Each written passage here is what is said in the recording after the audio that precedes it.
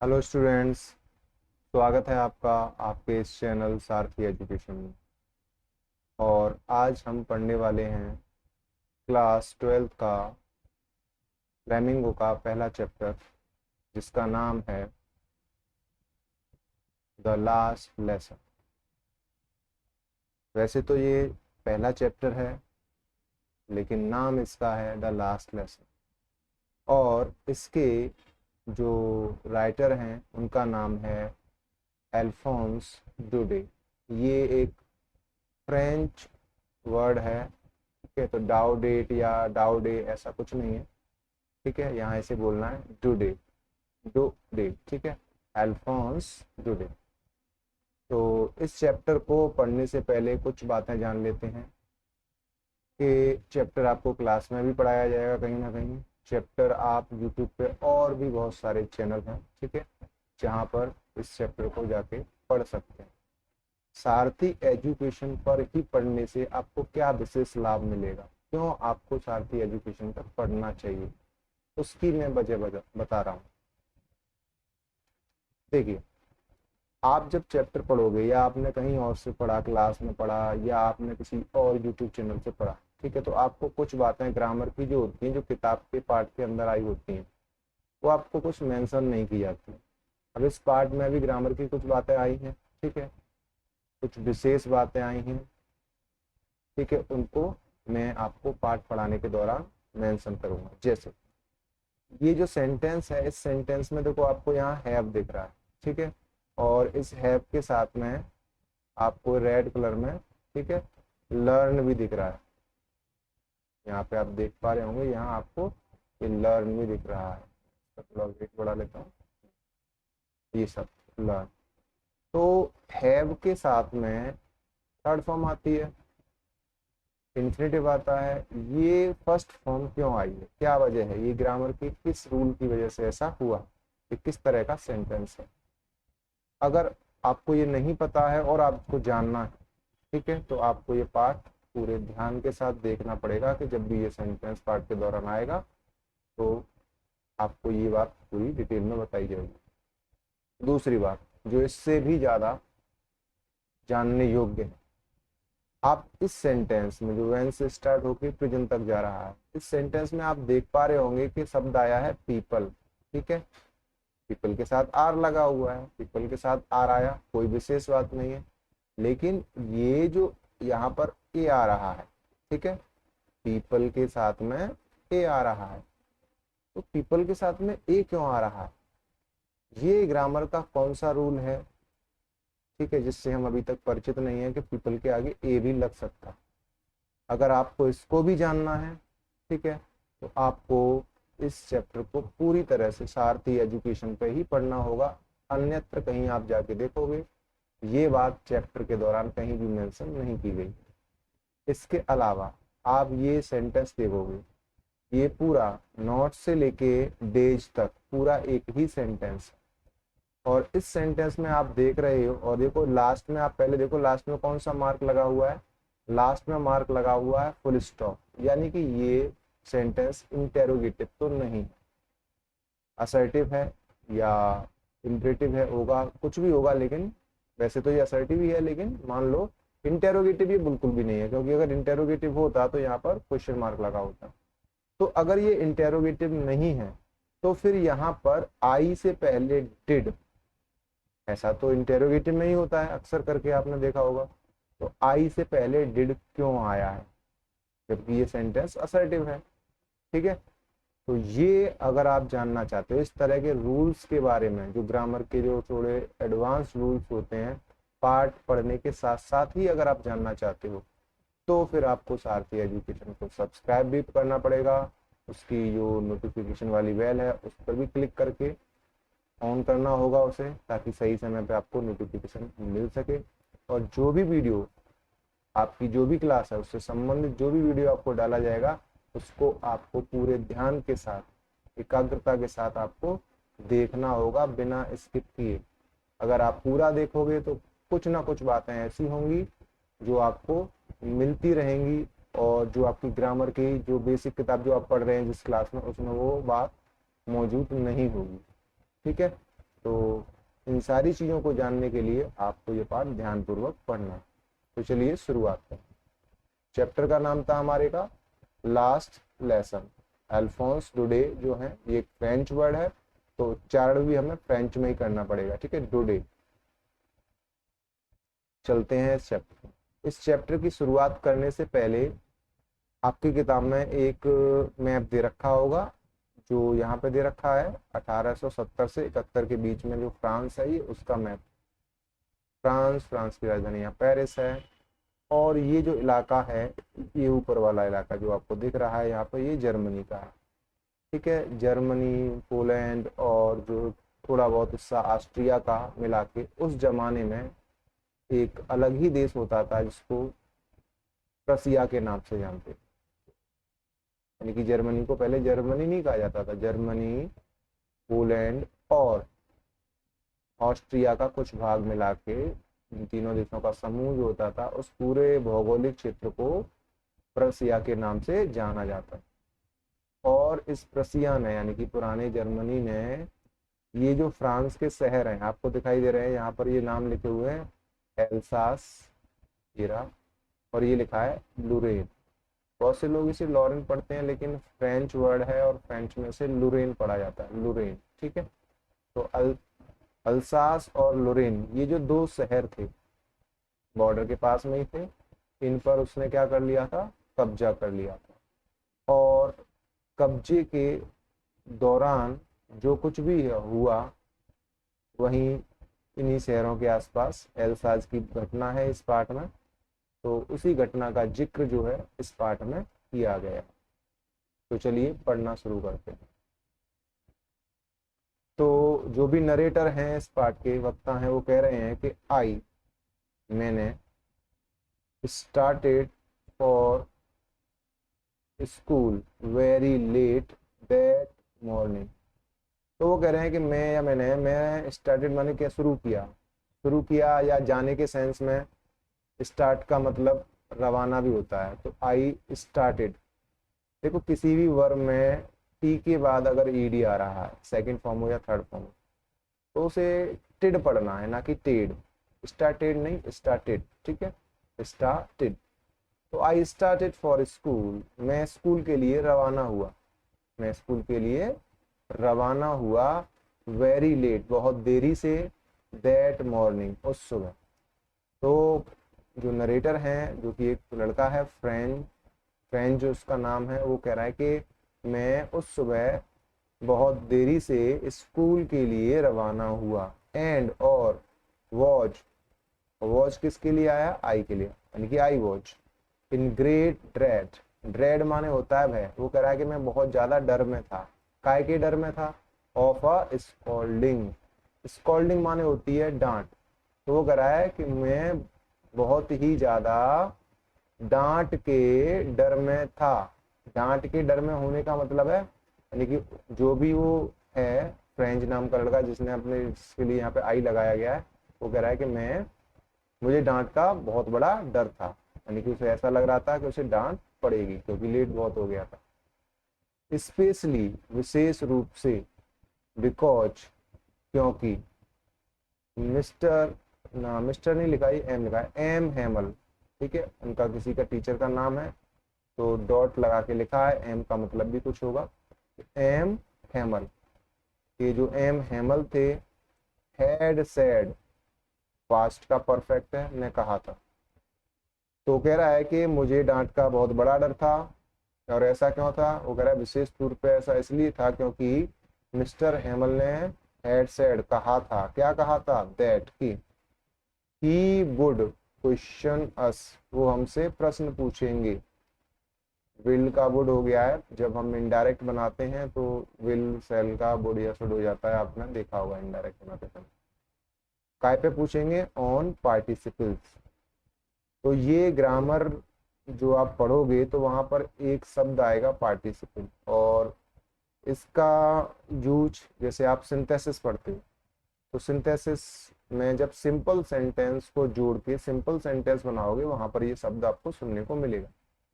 और पार्टिसिपल तीन तरह के होते हैं, प्रेजेंट पार्टिसिपल, पास्ट पार्टिसिपल और परफेक्ट पार्टिसिपल। ठीक है, तो उन्हीं पार्टिसिपल्स की बात हो रही है कि दैट कि he would question us. M Hamel ने कहा था कि वो हमसे पार्टिसिपल्स पर क्या करेंगे, प्रश्न पूछेंगे। एंड और आई माने मैं, डिड नॉट नो नहीं जानता था। और वो जो नरेटर है वो कह रहा है कि मैं नहीं जानता था, क्या नहीं जानता था, द फर्स्ट वर्ड पहला शब्द, अबाउट देम उनके बारे में, उनके किसके में, पार्टिसिपल्स के बारे में। तो वो कह रहा है कि मैं उनके यानी कि पार्टिसिपल्स के बारे में पहला शब्द भी नहीं जानता था। पहला शब्द जानने का मतलब है बेसिक जानकारी भी नहीं थी कि पार्टिसिपल होता क्या है, क्या चीज है ये। फॉर अ मोमेंट, एक क्षण के लिए, एक पल के लिए, आई थॉट मैंने सोचा, काय के बारे में सोचा, ऑफ रनिंग अवे भाग जाने के बारे में। वो कह रहा है एक पल के लिए, for a moment I thought of running away, मैंने भाग जाने के बारे में सोचा।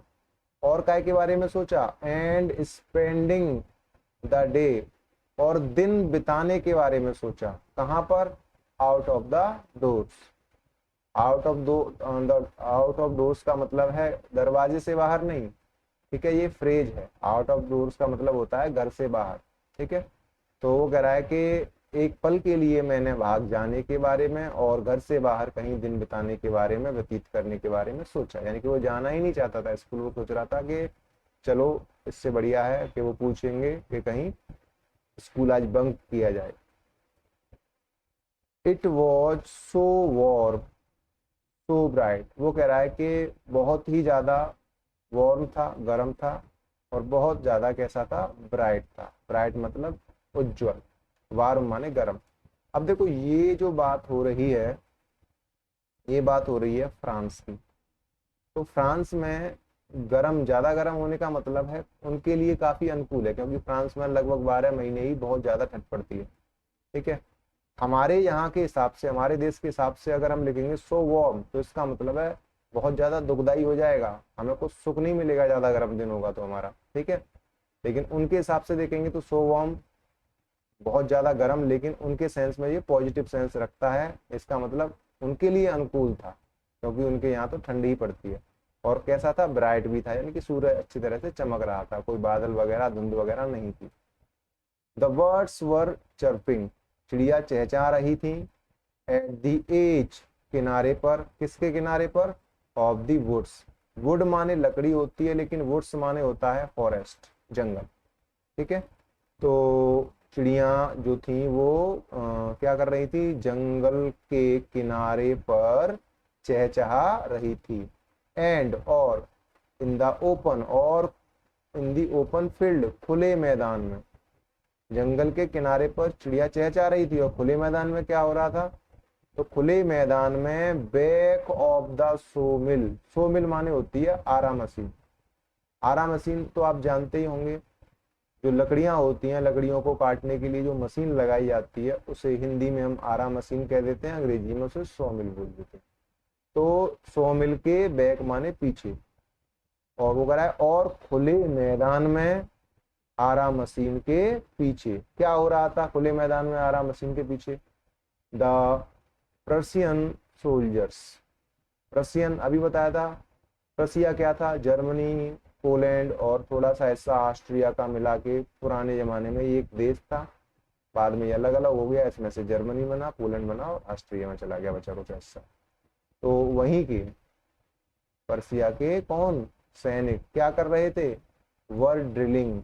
ड्रिल माने होता है अभ्यास करना, प्रैक्टिस करना। तो वो कह रहा है कि खुले मैदान में, सो मिल के पीछे यानी कि आरा मशीन के पीछे खुले मैदान में जो पर्शियन सोल्जर थे वो क्या कर रहे थे, अभ्यास कर रहे थे। It was all much more tempting, और वो कह रहे हैं कि ये जो सब हो रहा था, चिड़िया जो चहचहा रही थी जंगल के किनारे पर और खुले मैदान में आरा के पीछे जो वो अभ्यास कर रहे थे सैनिक, ये सारा का सारा बहुत ही ज्यादा टेम्पटिंग था, लुभावना था, आकर्षक था। किससे, then the rule for participles. Participles के जो रूल होते हैं, नियम होते हैं, उन नियम से ज्यादा लुभावना ये सारी चीजें थी जो उसने वहां पे देखी। बट लेकिन आई हैड द स्ट्रेंथ, वो कह रहा है लेकिन मुझ में ताकत थी, स्ट्रेंथ थी, टू रजिस्ट, ठीक है। रजिस्ट माने होता है विरोध करना, रजिस्ट माने क्या होता है, विरोध करना। तो वो कह रहा है मुझ में विरोध, यानी कि ये चीजें जो लुभा रही थी, चिड़ियों का चहचहाना, सैनिकों का वहां अभ्यास करना, ये चीजें लुभा रही थी, लेकिन वो कह रहा है कि इन लुभावनी चीजों का विरोध करने की हिम्मत मुझ में थी, शक्ति मुझ में थी। और उसने क्या किया, and hurried off to school, और मैंने जल्दी की काय के लिए, टू स्कूल, स्कूल जाने के लिए। तो वो कह रहा है मैंने स्कूल जाने के लिए चल दी, यानी जल्दी से वो स्कूल की तरफ चल दिया, आकर्षित हुआ था लेकिन उधर गया नहीं। वेन, जब आई पास्ट द टाउन हॉल, वो कह रहा है टाउन हॉल बोल देते हैं सभागार को। तो जब मैं सभागार से गुजरा, ठीक है, जो वहां पर जो सभागार था वहां से जब वो गुजरा तो क्या हुआ, देयर वॉज अ क्राउड, भीड़ लगी थी वहां पे, in front of, in front of माने के सामने, किसके सामने, द बुलेटिन बोर्ड, बुलेटिन बोलते हैं न्यूज को, और बोर्ड माने होता है तख्ती, ठीक है। तो जो न्यूज वाली जो तख्ती होती है, न्यूज वाला जो बोर्ड होता है जिस पर न्यूज लगाई जाती है, उस बोर्ड के सामने इन फ्रंट क्राउड लगी हुई थी, कहाँ पर, town hall. For the last 2 years, वो कह रहा है कि पिछले 2 सालों से, पिछले 2 सालों से ऑल आर बैड न्यूज, हमारी सारी बुरी खबरें, हैड कम आई थी, फ्रॉम देयर, वहीं से कहाँ से, इस बुलेटिन बोर्ड से। वो कह रहा है कि पिछले 2 सालों से हमारी सारी बुरी खबरें वहीं से आई थी, और वहां से आने का मतलब है उस बुलेटिन बोर्ड से ही उन्हें बुरी बुरी खबरें मिली थी पिछले 2 सालों में। और वो खबरें कैसे संबंधित थी, द लॉस्ट बैटल्स, हारे हुए युद्धों से, द ड्राफ्ट, ड्राफ्ट माने होता है जिसको आप बोल देते हो मसौदा, प्रारूप, कुछ प्रारूप आते होंगे उनकी, उनसे संबंधित खबरें आती थी बुलेटिन बोर्ड पर। और किससे संबंधित होती थी वो, the orders of the commanding officer, commanding जो ऑफिसर होता था, कमांड देने वाला, आदेश देने वाला जो अधिकारी होता था, उसके जो आदेश भी होते थे वो कहाँ से आते थे, बुलेटिन बोर्ड से ही आते थे। एंड, और I thought to myself, मैंने खुद से सोचा, खुद से सोचा मतलब मैंने मन ही मन सोचा। I thought to myself का मतलब है मैंने अपने आप से सोचा, मतलब मन ही मन सोचा। कैसे सोचा, तो कह रहा है विदाउट स्टॉपिंग, बिना रुके हुए, यानी कि वो चलता जा रहा है, वहां पर रुक नहीं रहा बुलेटिन बोर्ड के पास में, बिना रुके हुए उसने अपने मन में सोचा। क्या सोचा, what can be the matter now, अब क्या मामला हो सकता है। तो उसने मन ही मन बिना रुके हुए क्या सोचा कि अब क्या मामला हो सकता है, अब बुलेटिन बोर्ड पे ऐसी क्या खबर लग गई जिससे यहाँ पे भीड़ लगी हुई है, ये मन ही मन उसने सोचा। लेकिन वो रुका नहीं, विदाउट स्टॉपिंग, बिना रुके ही वहां पे उसने ये बात सोची। देन, उसके बाद, एज, जैसे ही, I hurried by, as fast as I could go, जैसे ही मैंने वहां से गुजरने की जल्दी की, और कितनी जल्दी की, एज फास्ट, उतनी तेजी से, एज आई कुड गो, जितनी तेजी से मैं जा सकता था, यानी कि जैसे, और उसके बाद जैसे ही मैंने वहां से, मैं जितनी तेजी से वहां से निकल सकता था उतनी तेजी से जब मैंने निकलने की वहां पे निकला, वहां से जल्दी की, तो क्या हुआ, the black Smith, black Smith माने होता है लोहार, लोहे का काम करने वाला, और गोल्ड स्मिथ माने होता है सुनार। और ब्लैक स्मिथ का नाम क्या था, वॉक्टर, ठीक है, वॉक्टर, वॉक्टर। तो एक ब्लैक स्मिथ था, लोहार था, जिसका नाम था वॉक्टर। और उस वॉक्टर ने क्या किया, हु वॉज देयर, जो वहीं पर था, कहाँ पर, उस बुलेटिन बोर्ड के पास में ही कहीं, किसके साथ में, विथ अप्रेंटिस, अप्रेंटिस माने होता है जिसको हम हिंदी में बोल देते हैं प्रशिक्षु। और प्रशिक्षु का मतलब होता है कोई भी ऐसा व्यक्ति जो किसी जो व्यक्ति किसी कला में महारत हासिल है उसके पास आके ट्रेनिंग ले रहा होता है, उस कला को सीख रहा होता है, ठीक है, उसे बोल देते हैं अप्रेंटिस। तो लोहार के पास में, लोहार कई सारी चीजें बनाना जानता होगा लोहे की, और उसी को आके कोई ना कोई उससे सीख रहा होगा वहां पर। तो वो जो उसका चेला था एक तरह से, ठीक है, उसको हिंदी में प्रशिक्षु बोलते हैं, अंग्रेजी में बोलते हैं अप्रेंटिस। तो वो कह रहे हैं कि जब उसने बोला कि उसके बाद जब मैं वहां से जितनी तेजी से गुजर सकता था उतनी जैसे जैसे गुजरने की मैंने जल्दी की। तो जो लोहार था जिसका नाम डॉक्टर था, उसने जो वहीं पर था, किसके साथ में था, अपने प्रशिक्षु के पास वहीं पर था, और क्या कर रहा था, रीडिंग द बुलेटिन। और क्या कर रहा था वो, न्यूज पढ़ रहा था, उस खबर को पढ़ रहा था। क्या किया उसने जो न्यूज पढ़ रहा था, कॉल्ड आफ्टर मी, मुझे पीछे से पुकारा। ठीक है, यानी कि जब मैं वहां से निकल गया थोड़ा आगे तो पीछे से उसने मुझे पुकारा, मेरी पीठ पीछे से, ये सेंस है। और क्या पुकार के कहा, डोंट गो सो फास्ट बब। बब यहाँ आया है बॉय के लिए, कि लड़के इतनी तेजी से मत जाओ, you will get to your school, तुम अपने स्कूल पहुंच जाओगे, इन प्लेंटी ऑफ टाइम, पर्याप्त समय से। ठीक है, यानी कि तुम्हारे पास स्कूल पहुंचने का पर्याप्त समय हो, पर्याप्त समय से, उचित समय से तुम स्कूल पहुंच जाओगे, ज्यादा जल्दी मत करो। बब, बब माने बॉय, ठीक है, लड़का। ये बात किसने कही है, ये बात कही थी उस लोहार जिसका नाम बाकर था, जो अपने प्रशिक्षु के साथ में वहीं बुलेटिन बोर्ड के पास पढ़ के न्यूज को पढ़ रहा था। अब ये जो फ्रेंच है जिन्होंने अपने लिए आई, जो नरेटर है इस कहानी के, उसने क्या कहा, आई थॉट, मैंने सोचा। क्या सोचा, he was making fun of me, कि वह यानी कि वॉक्टर, वो लोहार क्या कर रहा है, वो मेरा मजाक जो है वो उड़ा रहा है, मजाक बना रहा है, मजाक उड़ा रहा है। एंड, और, रीच्ड, और मैं पहुंचा, सी एच के बाद भी अगर ईडी आ जाए तो ट बोलते हैं उसे, ठीक है, ट का साउंड आता है, रीच्ड, एम हेमल्स लिटिल गार्डन। तो वो कह रहे हैं कि मैंने सोचा कि वो मेरा मजाक उड़ा रहा है वो लोहार जो है, और मैं एम हेमल के छोटे गार्डन में पहुंचा। कैसे पहुंचा, ऑल आउट ऑफ ब्रेथ, ठीक है, बिना सांस के। बिना सांस के कैसे पहुंच गया, यानी कि वहां तक पहुंचने में वो हाँफने लग गया। ठीक है, ऑल आउट ऑफ ब्रेथ, तो वहां तक पहुंच के सांस खत्म हो गई, तो सांस कम हो जाती है तो फिर एकदम हाँफने लगते हैं, क्योंकि तेजी से जा रहा था तो वहां पर जाके वो हाँफने लग गया, तो यहाँ हाँफने का सेंस है। ठीक है, यूजुअली, सामान्यतः, व्हेन स्कूल बिगिन, जब स्कूल शुरू होते थे, यानी कि सामान्यतः जब भी जो स्कूल था, किसका स्कूल, ये जो फ्रेंच है जो अपने लिए बार बार यहाँ आई लगा रहे हैं जिसके लिए कहानी है, तो वो कह रहा है कि सामान्यतः जब वो विद्यालय जो था वो जब शुरू होता था तो there was a great bustle. Great माने होता है बड़ी, ठीक है, बहुत ज्यादा। बसल माने होती है हलचल या हल्ला, हो हल्ला, शोरगुल। विच कुड बी हर्ड, जिसको सुना जा सकता था, किसको, इस हलचल को, इस हो हल्ले को, इस शोरगुल को। आउट माने बाहर, इन द स्ट्रीट, गली में, बाहर गली में सुना जा सकता था। तो वो कह रहा है कि सामान्यतः जब स्कूल शुरू होता था तो वहां पर क्या होता था, स्कूल में बहुत ज्यादा हो हल्ला होता था, शोरगुल होता था, जिसको गली में बाहर भी सुना जा सकता था। और ये हो हल्ला जो होता था, शोरगुल जो होता था, ये जो बसल होता था, ठीक है, ये काय की वजह से होता था, ये आवाजें काय की आ रही होती थी।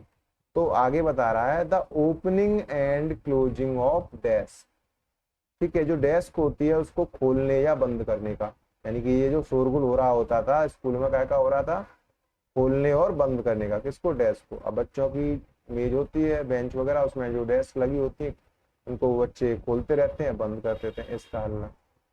Lessons repeated in unison very loud with our hands over our ears to understand better.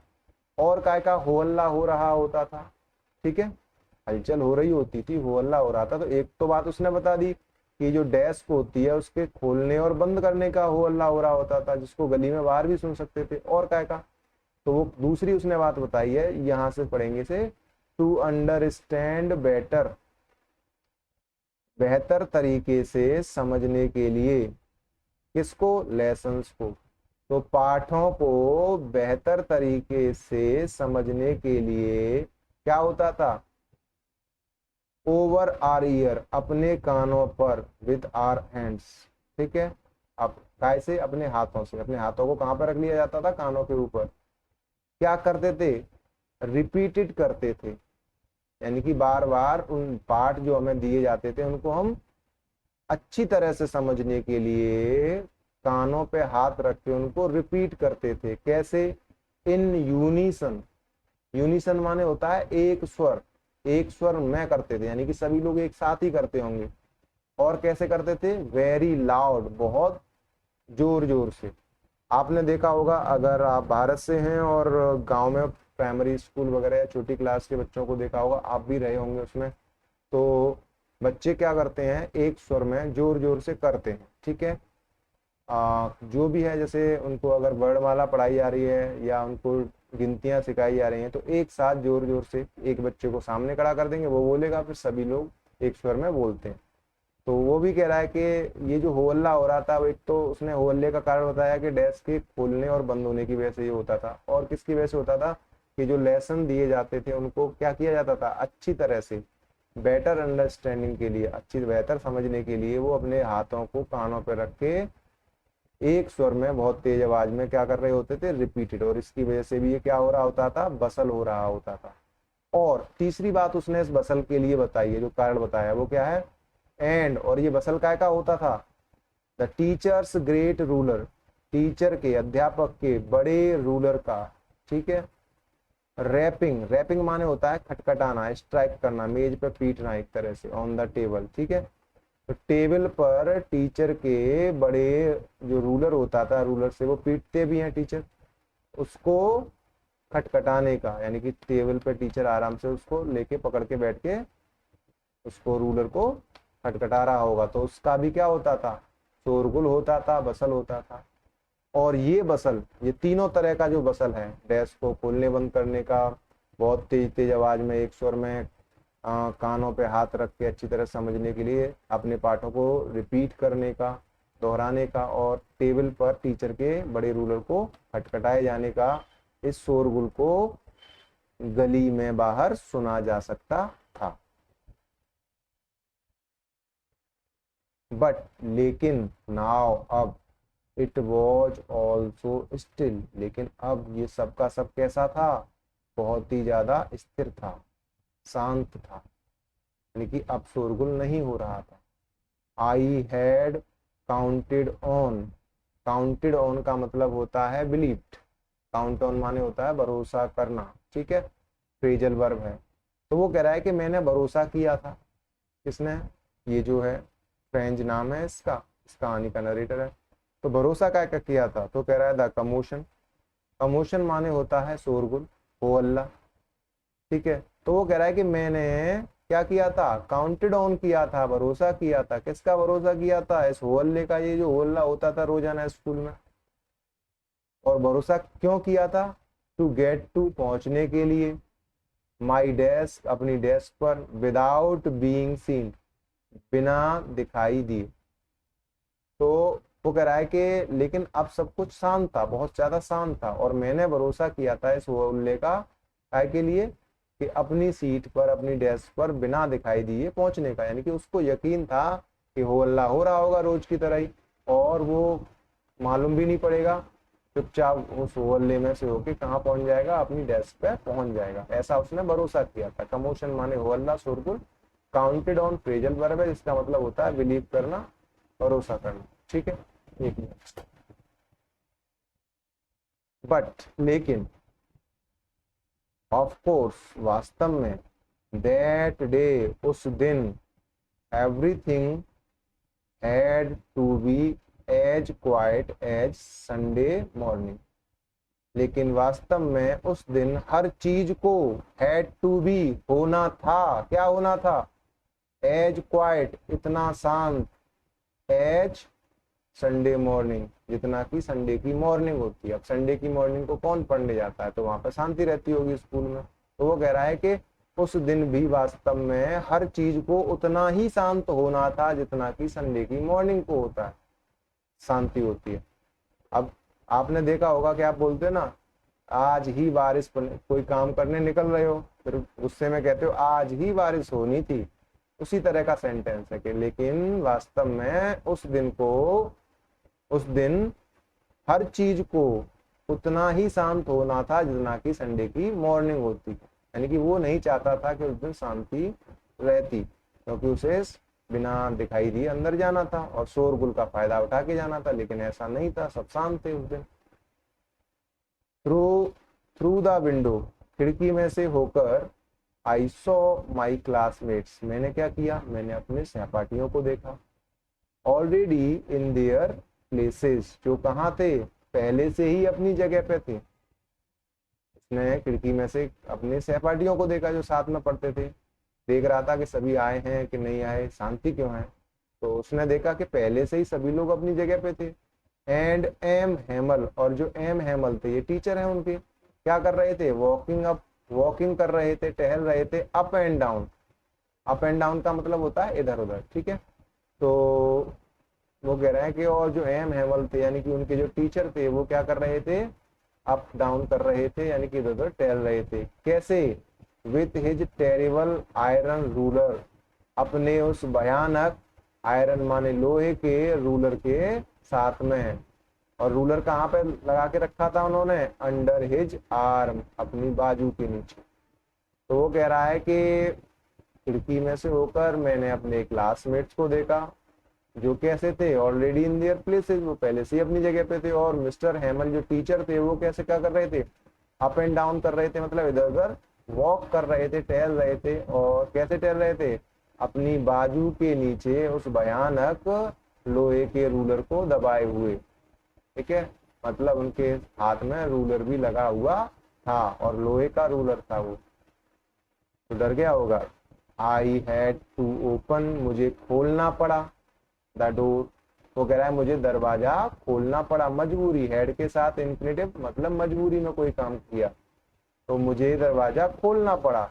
And go, और जाना पड़ा, इन माने अंदर जाना पड़ा, कहाँ, बिफोर एवरीबडी, प्रत्येक के सामने से अंदर जाना पड़ा। वो कह रहा है कि मुझे दरवाजा खोलना पड़ा और सभी के, हर किसी के सामने से मुझे अंदर जाना पड़ा। पहले वो सोच रहा था कि चोरी छुपे चला जाऊं, शोरगुल हो रहा हो तो, लेकिन शोरगुल नहीं हो रहा था उस दिन।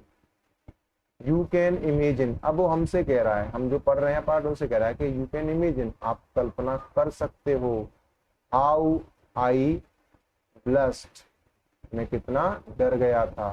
सॉरी, ब्लस्ट माने होता है लज्जित होना, शर्मिंदा होना। तो वो कह रहा है कि यू कैन इमेजिन, कि आप कल्पना कर सकते हो कि हाउ, कि कितना, आई ब्लस्ट, मैं कितना सहम गया था, शर्मा गया था, झेप गया था। And how frightened I was, और कितना डरा हुआ था मैं। वो कह रहे हैं कि आप कल्पना कर सकते हो उस समय जब मैं क्लास में प्रवेश किया था, सभी के सामने से प्रवेश किया था, तो उस समय में कितना ब्लस्ड हो गया था। ब्लस्ट माते होता है लज्जित होना, शर्मिंदा होना, सहम जाना, और हम कह देते हैं झेप जाना गांव की भाषा में। और फ्राइटन माने होता है डरना, ठीक है। तो कह रहा है मैं कितना डरा हुआ था। बट नथिंग हैपन, लेकिन वो कह रहा है कि बट नथिंग हैपन, लेकिन कुछ भी नहीं हुआ। M Hemal saw me, N Hemal ने मुझे देखा, एंड सैड वेरी काइंडली, और बड़ी ही दयालुता से कहा, दयालुता पूर्वक कहा, क्या कहा, go to your place quickly little French, उसका नाम फ्रेंच है, मैंने पहले बताया आपको, आई जो आ रहा है कि छोटे French, go to your place quickly, जल्दी से अपनी जगह पर चले जाओ, जाओ। वी वर बिगनिंग, हम शुरुआत कर रहे थे, बिगिन माने होता है शुरुआत करना, विदाउट यू, तुम्हारे बिना ही। छोटे फ्रेंच, जल्दी से, गो टू योर प्लेस, अपनी जगह पे जाओ। हम क्या कर रहे थे, वर बिगनिंग, शुरुआत कर रहे थे, विदाउट यू, तुम्हारे बिना ही हम शुरुआत कर रहे थे, यानी कि जो भी पढ़ने वाले थे उसकी शुरुआत तुम्हारे बिना ही हम कर रहे थे, लेकिन चलो अच्छा है तुम आ गए। आई जम्प्ड ओवर द बेंच, मैं बेंच के ऊपर से कूदा। अगर हम किसी के ऊपर से निकलते हैं और उसको पूरी तरह से क्रॉस कर देते हैं, ठीक है, तो ऑन नहीं लगता, फिर ओवर लगता है। प्रेपोजिशन कौन सी आती है, ओवर। तो आई जम्प्ड ओवर द बेंच, तो वो कह रहा है कि मैं बेंच के ऊपर से कूदा, एंड सेट डाउन, और बैठ गया, एट माई डेस्क, कहाँ पर, अपनी डेस्क पर, जहां पर भी वो रेगुलर रूप से बैठता था उस डेस्क पे जाके बैठ गया। अब यहाँ पे आया है कि not till then when I had got a little over my fright did I see. इसके बारे में मैंने आपको शुरुआत में ही बताया था कि ये डिड आया है आई से पहले और ये सेंटेंस है असर्टिव, फुल स्टॉप लगा हुआ है, यहाँ इंटेरोगेटिव नहीं है। इंटेरोगेटिव में आया होता कोई दिक्कत नहीं, ऐसा सामान्यतः होता। तो ऐसा क्यों हुआ है कि यहाँ डिड आई से पहले आया? तो ध्यान रखिएगा कि जब भी सेंटेंस की शुरुआत जोर देने के लिए, सेंटेंस को प्रभावी बनाने के लिए, जोर देने के लिए किसी भी नेगेटिव एडवर्ब से होती है। किससे होती है? Negative. Not, never, neither, nor, ये नेगेटिव एडवर्ब होते हैं। तो अगर इनसे शुरुआत हो रही है किसी भी सेंटेंस की, सेंटेंस को प्रभावी बनाने के लिए, जोर देने के लिए, तो जो भी सहायक क्रिया होगी वो सब्जेक्ट से पहले आती है। और इस प्रक्रिया को ग्रामर की भाषा में बोला जाता है इन्वर्जन। ठीक है, इस प्रक्रिया को क्या बोला जाता है? इन्वर्जन। ठीक है, तो जब ग्रामर पढ़ाएंगे तब वहां पर इन्वर्जन वाला भी एक टॉपिक होगा और वहां पर इस चीज को और भी अच्छे से समझेंगे। अभी याद रखिए कि जब भी किसी सेंटेंस की शुरुआत में, सेंटेंस को प्रभावी बनाने के लिए, सेंटेंस पर जोर देने के लिए उसकी शुरुआत किसी नेगेटिव एडवर्ब से की जाती है तो इन्वर्जन होता है। और इन्वर्जन में क्या होता है? सेंटेंस असर्टिव होते हुए भी उसमें आप क्या करोगे? सब्जेक्ट से पहले सहायक क्रिया लगती है। और ऐसा आपने देखा होगा जब आप ट्रांसफॉर्मेशन आपने 11th में सीखी होगी तो आपने एक प्रयोग देखा होगा, एज सून एज को आप नो सूनर में बदलते हो। और जब नो सूनर में बदलते हो तो नो सूनर के बाद उस सेंटेंस के जो भी टेंस रहेगा उसकी सहायक क्रिया सब्जेक्ट से पहले आएगी, क्योंकि नो सूनर क्या है? एक नेगेटिव एडवर्ब है। जैसे ही तुमने नेगेटिव वर्ड को सेंटेंस की शुरुआत में लगाया तो फिर जो भी टेंस रहेगा उसकी सहायक क्रिया सब्जेक्ट से पहले, यानी कि सूनर के बाद में पहले सहायक क्रिया आएगी तब सब्जेक्ट आएगा। सेंटेंस वो असर्टिव ही है और इस प्रक्रिया को बोलते हैं इन्वर्जन। तो वो कह रहा है कि व्हेन, जब I had got a little over my fright तो वो कह रहा है कि जब मैंने क्या कर लिया था? गॉट कर लिया था, पा लिया था। क्या पा लिया था? काबू पा लिया था। किसके ऊपर? वो कह रहा थोड़ा सा काबू पा लिया था, ओवर माई फ्राइट, मेरे डर के ऊपर।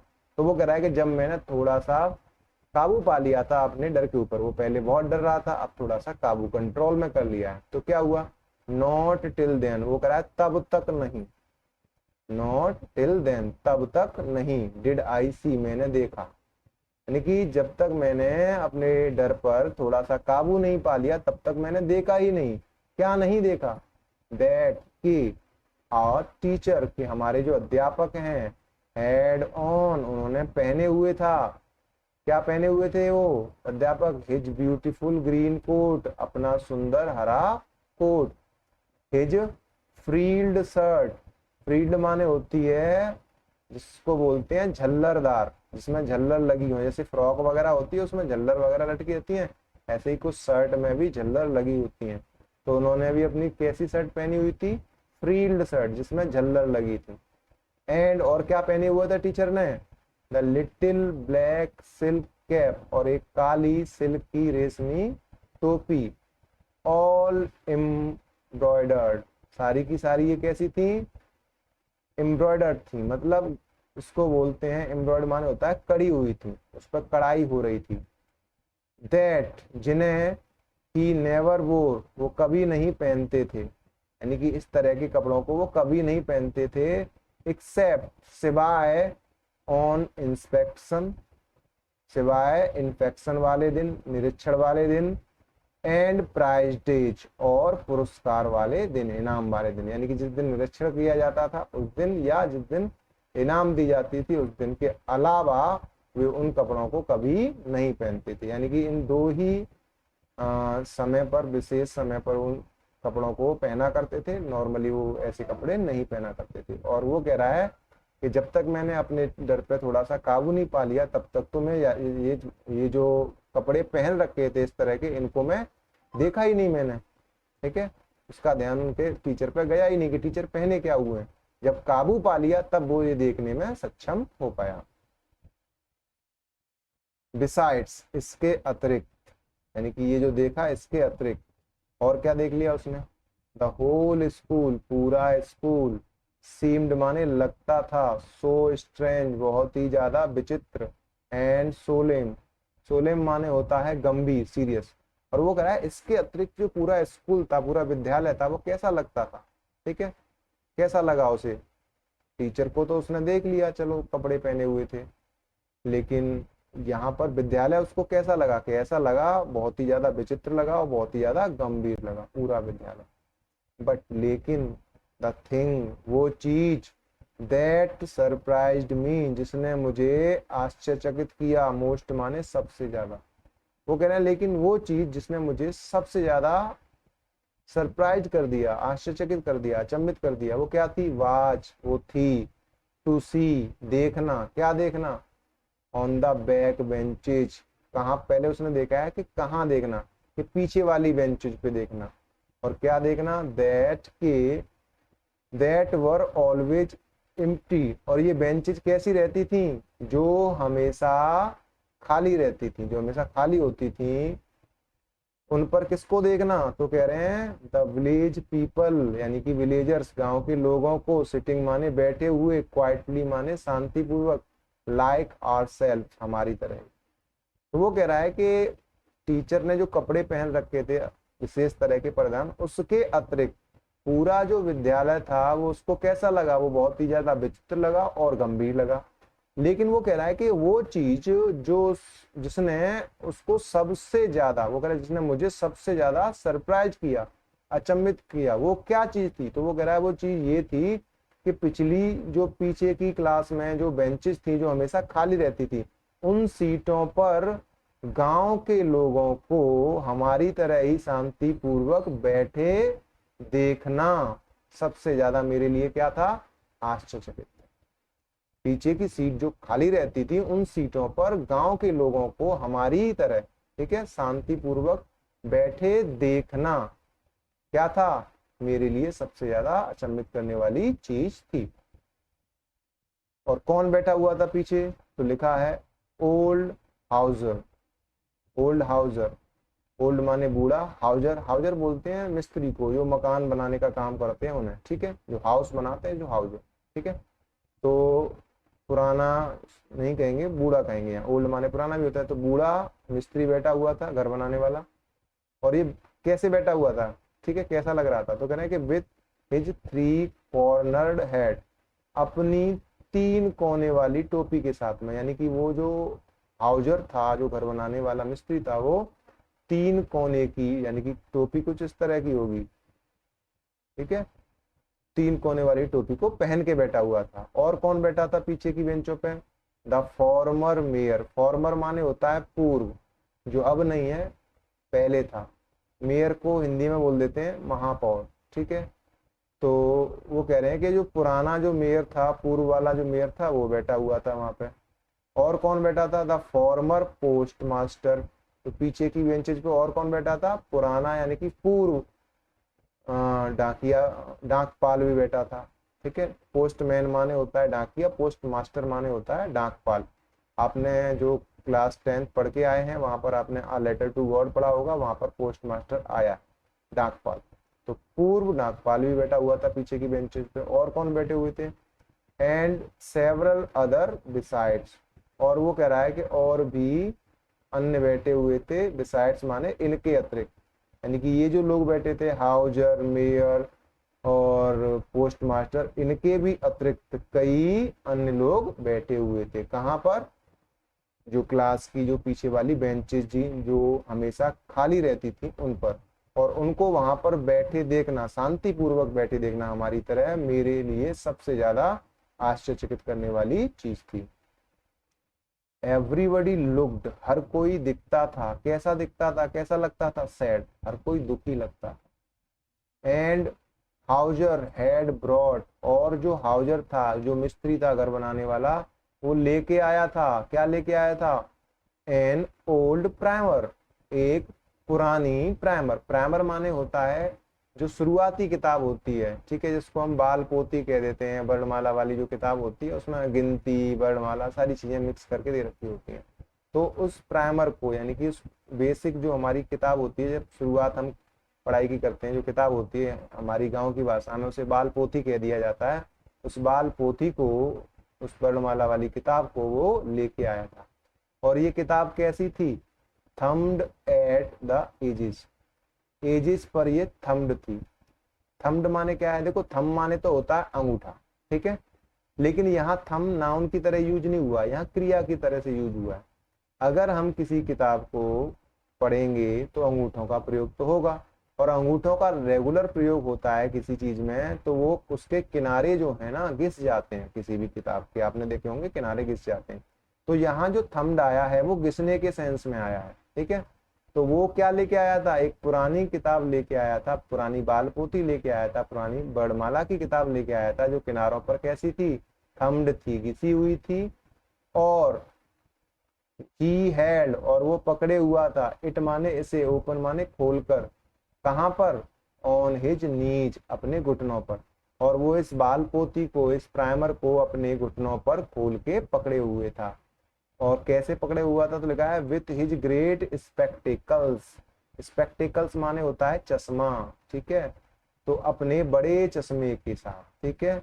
लाइंग, और वो चश्मा कहाँ था बड़ा उसका? लाइंग माने पड़ा हुआ था, अक्रॉस द पेजेस, पेजों पर पड़ा हुआ था। मान लो यहाँ कोई किताब, इधर बनाते हैं, मान लो यहाँ कोई ये किताब है, ये खुली पड़ी है उसके घुटनों पर, ठीक है, तो यहाँ कहीं उसका ये चश्मा पड़ा होगा है, मतलब चश्मा उसने आंखों पे नहीं लगा रखा था, उसने उसे किताब पर ही रख दिया, ठीक है। तो इस तरह से वो वहां पर उस किताब को लेके बैठा हुआ था। कौन बैठा